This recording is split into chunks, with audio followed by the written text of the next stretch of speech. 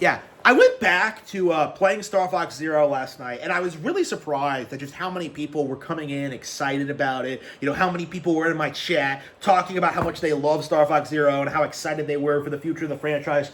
And it is safe to say that the YouTube myth that Star Fox Zero was a bad day is completely dead.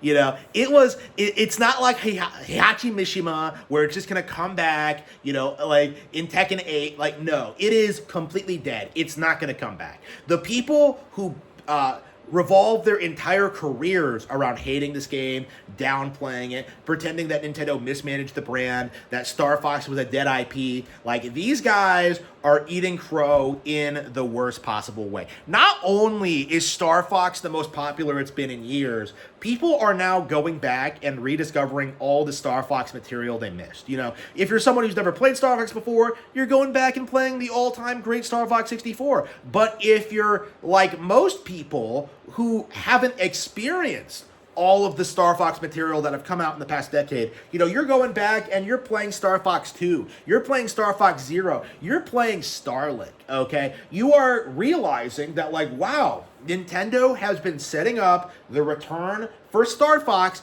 for a decade, and nobody besides the absolute Giga Chad best-selling novelist Harman Smith, who I can support on Patreon, was talking about it. You know, I was the only person who came out and said that Star Fox Zero was one of the best games ever made. One of the best games on Wii U. One of a masterclass in game design with a really innovative control scheme that far surpassed slop like Ace Combat 7 and anything on PC.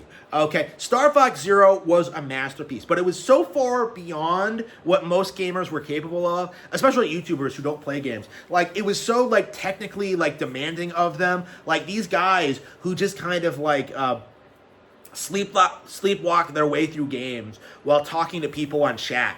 They can't handle it. Like, Star Fox Zero is simply just too hardcore for most gamers. And that was why this thing took a long time to be considered a classic, because so many YouTubers were making angry videos about, like, I can't control the ship. It's so bad. You know, you can find Darkside Phil, you know, his YouTube video, like, his video talking about, like, Star Fox Zero. Like, this game is really bad. I can't play it.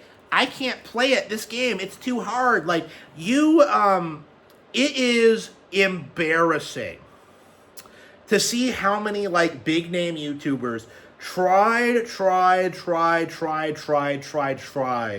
to write this off as one of the all-time worst Nintendo games, when in reality, it was one of the all-time best. You know, this was an innovation. It was better than 64 in a lot of ways.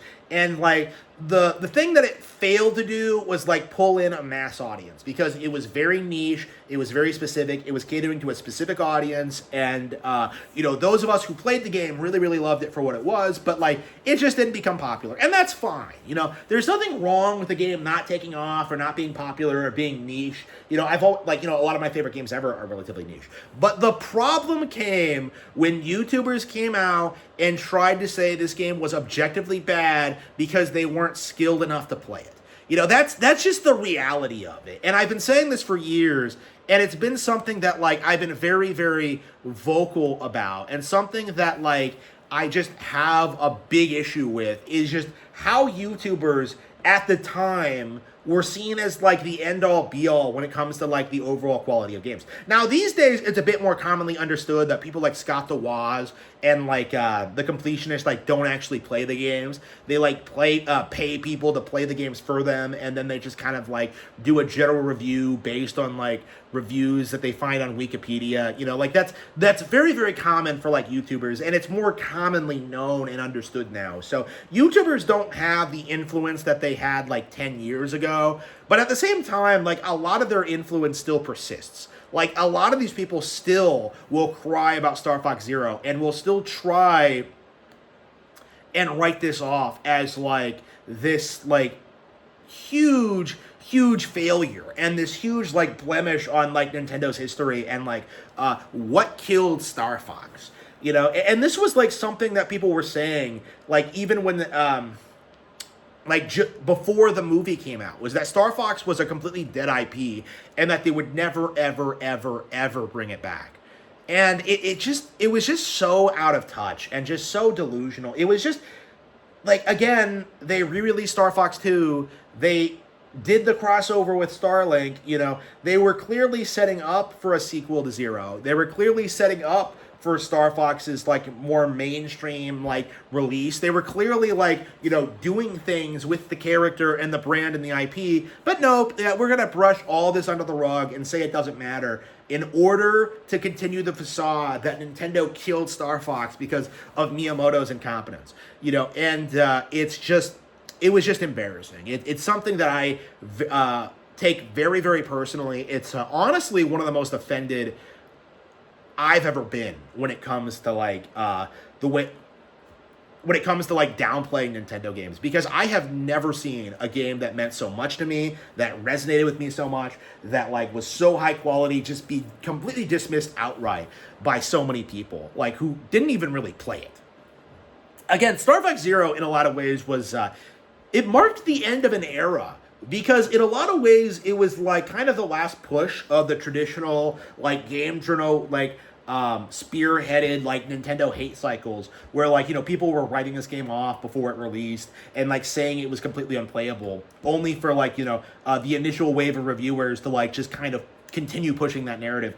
At this point, like, it's more commonly understood that like gamers know more about these games than the journos. You know, like, you know, at the time that was still kind of a niche concept, but like now it's like universally accepted. You know, I am seeing more and more people coming out in celebration and in support of Star Fox Zero. Like, I am seeing more and more people address the reality that Star Fox Zero is quite a bit better than most people realize, and that it offers just a lot of things that you just don't see in any other game. It's a very unique title and far surpasses, I think, any other flight sim anyway ever made when it comes to the control scheme and like just flying and shooting in different directions. It's so cool and so satisfying to pull off tricks and to like succeed and just like dominate. It's remarkable, and it's very, very frustrating to me that so many people want to push this idea, or wanted to push this idea, that this game was bad. And I'm very, very happy to see that so many individuals are now feel comfortable enough to come out and like speak out about how good this game is without being brigaded by like Arlo fans or like Scott the Woz fans or like, you know, whoever else downplayed this thing. Like, this is a remarkable video game. Okay, this is something that should be celebrated and should be considered one of the best games Nintendo's ever put out. And I hope that someday this game will get the respect it deserves.